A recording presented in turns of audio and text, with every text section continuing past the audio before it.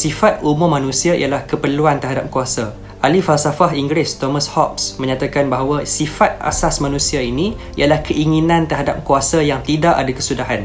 Manusia perlukan kuasa kerana sifat asal manusia itu sendiri yang bersifat anarki. Maksudnya keadaan yang tidak berkerajaan. So kita fahamlah, kalau tak ada kerajaan, maka tak ada undang-undang. Bila tak ada undang-undang, maka yang wujud ialah undang-undang rimba. Siapa yang kuat boleh guna kekerasan untuk dominate atau bully orang yang lemah. Jadi bila berlaku situasi begini, manusia akan rasa terancam, dan rasa terancam manusia ini akan mendorong manusia untuk mencari kuasa demi mempertahankan keselamatan diri. Keadaan hanya akan berubah bila manusia sepakat menyerahkan hak mengguna kekerasan ini kepada satu autoriti tertinggi, iaitu negara. Hanya negara yang ada kuasa untuk menjalankan hukuman kepada berjenayah untuk melindungi manusia. Jadi hubungan antarabangsa ini samalah juga dengan keadaan asal manusia yang anarki itu tadi. Disebabkan tak wujud sebuah kerajaan dunia yang boleh kawal tindak tanduk negara lain, maka negara bebas menyerang negara lain. Keadaan ini menimbulkan rasa tak selamat dalam kalangan negara lain, terutamanya negara yang lemah. Walaupun kita ada undang-undang antarabangsa yang mungkin boleh halang perkara ini daripada berlaku, tapi undang-undang antarabangsa tak sama dengan undang-undang domestik. Undang-undang domestik ini berfungsi sebab ada satu autoriti yang boleh kuatkuasakan undang-undang tersebut, iaitu negara.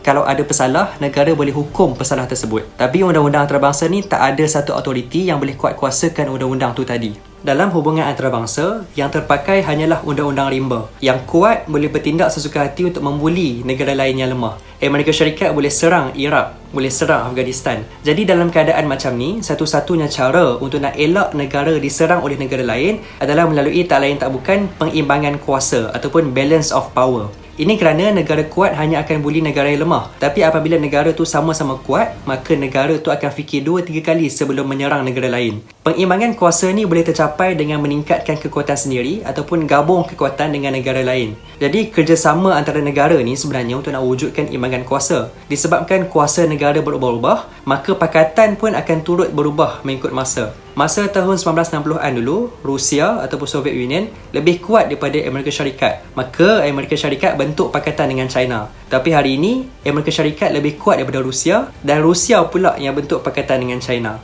Dalam politik ni, tak kiralah politik tempatan ke antarabangsa, kita kena ingat bahawa tiada musuh yang kekal, tiada kawan yang kekal. Kawan hari ini boleh jadi musuh saya pada hari esok, dan musuh kepada musuh saya adalah kawan saya.